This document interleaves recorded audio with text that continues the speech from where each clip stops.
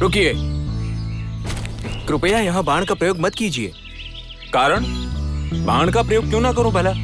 देखिए, ये आश्रम है। ऐसी शांतिपूर्ण जगह पर प्राणी हिंसा करना उचित नहीं है। हमारे गुरु को भी ये पसंद नहीं आएगा। गुरुजी? कौन है तुम्हारे गुरुजी? मेरे गुरु का नाम वाल्मीकि महर्षि है। वाल्मीकि महर्षि? प्रोद्यमाने जगन्नाथम सर्वलोक नमस्तुतम कौशल्या जनग्रामम सर्वलक्षण नमस्तुतम इष्णुरर्धनम महाभागम पुत्रमैक्षाकवर्तनम राम श्री राम।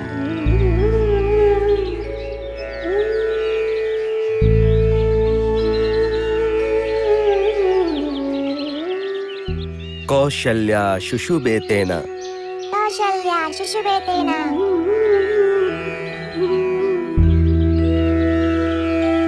पुत्रे नामित तेजता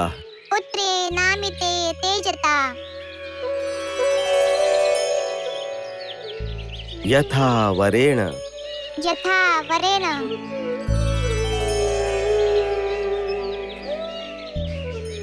देवनाम दितिर्वजपानिनाम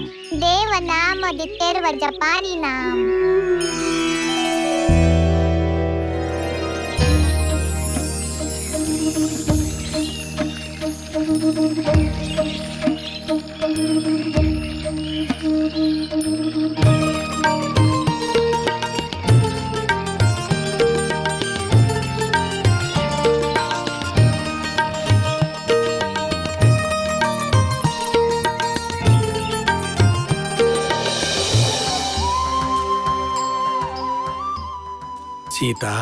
पिताश्री, माता, पूजा के लिए मैं पुष्प लेके आई हूँ। सीता, तुम्हारे लाए गए पुष्पों से नित्य हमारी पूजा संपन्न होती है पुत्री। महाराज, आपकी की गई पूजा का फल हमारी सीता को भी मिलना चाहिए। हाँ हाँ देवी, अवश्य मिलेगा उसे। स्वयं सीता उद्यान में जाकर भगवान के लिए स्वयं अपने हाथों से उत्तम पुष्प चुनकर लेकर आएगी, है न सीता? वर्षा से पानी मिलता है, सूरज हमें रोशनी देता है, धरती माँ पुष्प से गिरे हुए बीज को लालन पालन करके उसे धरती पर गिरा के उगने देती है।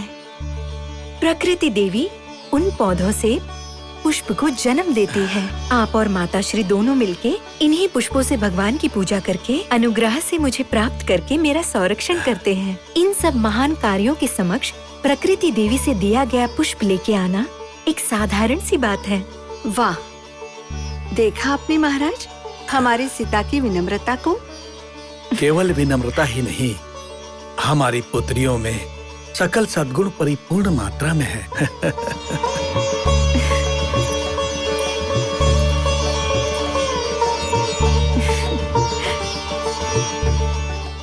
शिव धनुष को पुष्प अर्पण करके आते हैं। चलिए।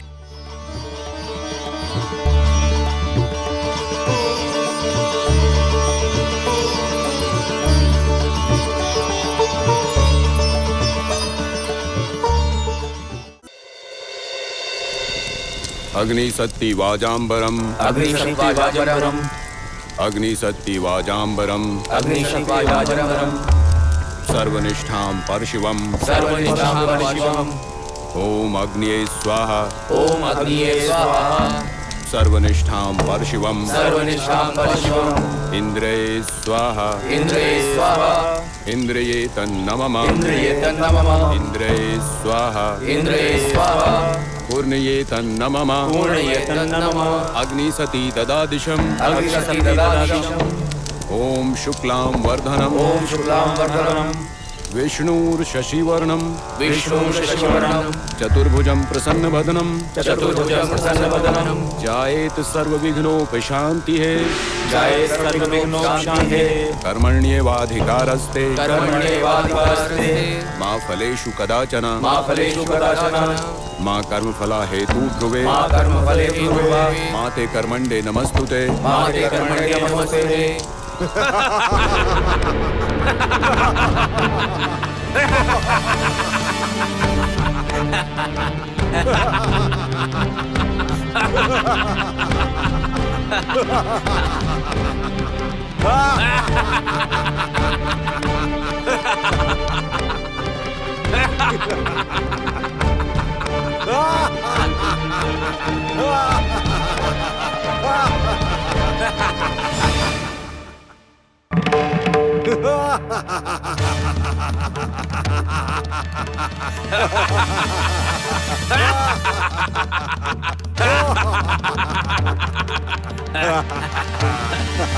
स्वाहा अग्निदीपं समर्पयामि। तामंगलम प्रणम्याहम्। देखो मारीच, देखो इस विश्वामित्र को, इसका अहंकार देखा तुमने? देख रहा हूँ सुबाहु, देख रहा हूँ। हमारे आगमन से विश्वामित्र भयभीत होकर ना भयभीत होने का दिखावा कर रहा है। मारीच, इस विश्वामित्र को राजश्री और ब्रह्मश्री होने का बहुत अहंकार हो गया है, इसलिए ये हमें ना देखने का दिखावा कर रहा है। सुबाहु, हम अभी इस खेल को समाप्त कर देते हैं। यदि इसका अहंकार तोड़ना है तो हमें यज्ञ को अभी भंग करना होगा। सुबाहु, देरी किस बात की है? रावणेश्वर की जय हो। सुरों को संतृप्त करने वाले इस यज्ञ को भंग कर देते हैं।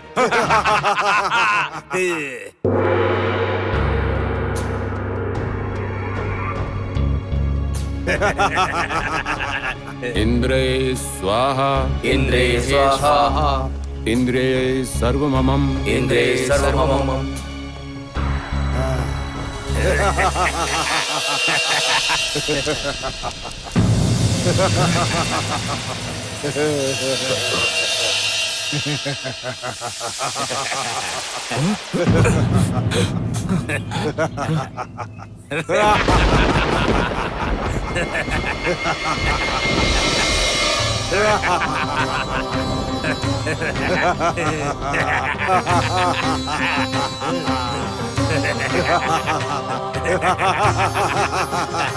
यज्ञ के समय किसी को शाप न देने का प्रण लिया हुआ है मैंने, किंतु इन दुष्टों के संहार के लिए उन्हें लाना ही पड़ेगा।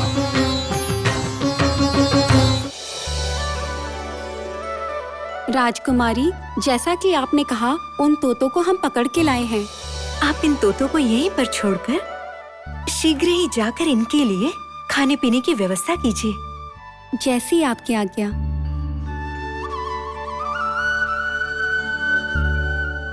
हे हरे रंग वाले, लाल होंठ वाले, मनोहर रूप से सुशोभित ये तोतों की जोड़ी, आपकी ये सुमधुर कथा सुनकर हम पूर्णतः प्रसन्न हो चुके हैं, इसीलिए आपको यहाँ लाया गया है।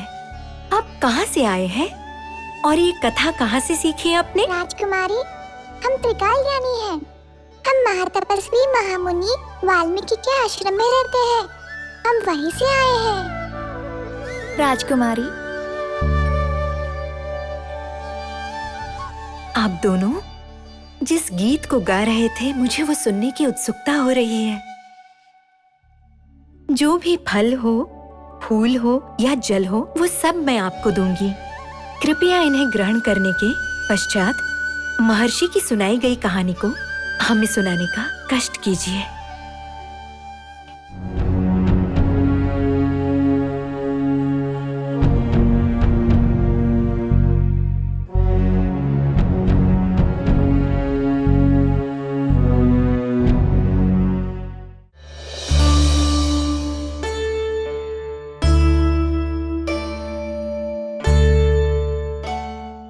महर्षि तपोवन, हमारे कुल के पूर्वज सत्य हरिश्चंद्र महाराज के सत्यार्थ प्रकाश करने वाले तिनकुल वंश विधाता, त्रिशंकु स्वर्ग निर्माता, राजपद त्याग कर महर्षि बनने वाले देवों के महर्षि को आपके दास इस राजा दशरथ का कोटि कोटि प्रणाम।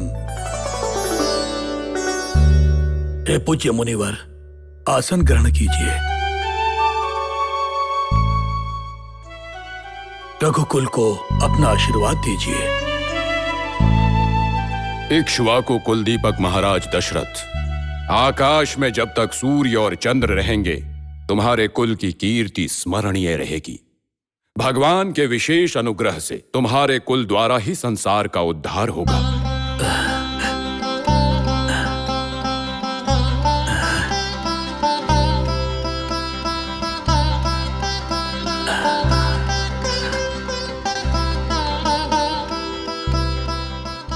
धन्यवाद मुनिवर, धन्यवाद।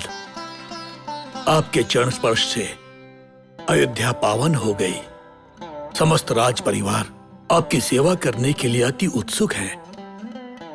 हमें अपनी अपेक्षा यदि बताएंगे तो हम उसे पूरा करने का प्रयास करेंगे। हमें प्रसन्नता हुई महाराज। लोक कल्याण हेतु मैं अपने आश्रम में एक यज्ञ का आयोजन कर रहा हूं। यज्ञ निर्विघ्न पूरा हो, इसीलिए आपके पास सहायता की आशा लेकर आया हूं महाराज। मैं धन्य हुआ मुनिवर, धन्य हुआ मैं। आप जैसे महर्षि द्वारा किए गए यज्ञ में यदि हमसे किंचित भी सहायता हो सके तो हमें अनंत फल प्राप्ति होगी। आपकी अपेक्षा का पूर्ण हृदय से स्वागत है मुनिवर। मैं सर्वजनों के समक्ष वचन देता हूं मुनिवर। महाराज, आपने मुझे अभी अभी वचन दिया है और अपने वचन पालन के लिए प्रसिद्ध राजा हरिश्चंद्र जिस राज्य के राजा थे, आप भी उसी राज्य के राजा हैं। सबके सामने आपने मुझे वचन दिया है। अपने वचन से मुकरेंगे तो नहीं? कदापि नहीं महर्षि, कदापि नहीं। हम वचन देकर कदापि नहीं मुकरेंगे। आप जो भी चाहेंगे हम उसे पूरा करेंगे। आपके यज्ञ के लिए जो भी सामग्री लगेगी उसे हम आपके आश्रम तक पहुंचा देंगे। सहस्त्रों गाय, राज भंडार में रखे असीम धन को दान धर्म हेतु चांदी, सोना इत्यादि जो भी आपको चाहिए हम वो आपको अवश्य देंगे। उत्तम भोजन आदि के लिए सहस्त्रों बोरियां खाद्य पदार्थ को तथा यज्ञ यागादि के लिए घी, दधी, ऊर्जा, खीर और भी जो अन्य सामग्री है वो भरपूर मात्रा में मैं दे सकता हूं। महाराज, आपके धन धान्य या द्रव्य की कोई आवश्यकता नहीं है। हम जो यज्ञ कर रहे हैं उसमें मारीच और सुबाहु नामक 2 असुर विघ्न पैदा कर रहे हैं। हम उनसे यज्ञ की रक्षा करना चाहते हैं और इसीलिए हम आपके पुत्र राम को यहाँ पर लेने के लिए आए हैं। क्या कहा आपने? मैं अपने राम को असुरों से युद्ध करने के लिए भेज दूं? जी हाँ महाराज, हमारे इस यज्ञ की रक्षा केवल राम ही कर सकता है।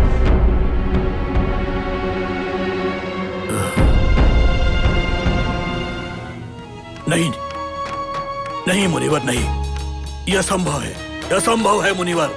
क्यों संभव नहीं है?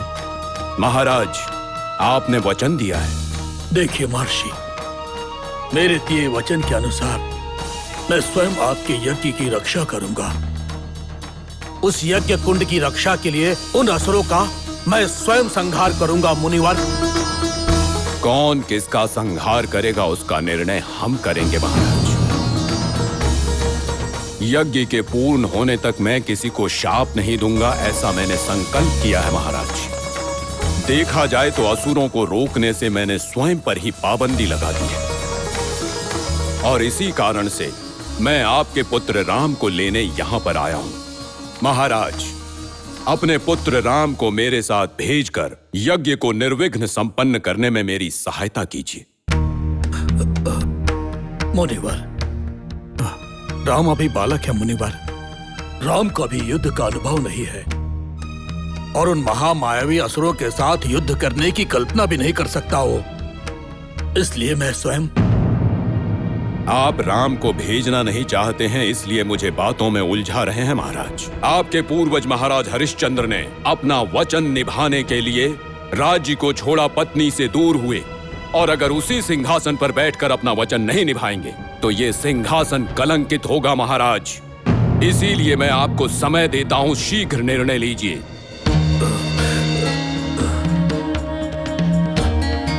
दशरथ, ये सोचने का नहीं, निर्णय लेने का समय है, अतः शीघ्र अपना निर्णय लो। तब तक मैं सरयू नदी के किनारे अर्घ्य दान करके आता हूं। मुनिवर,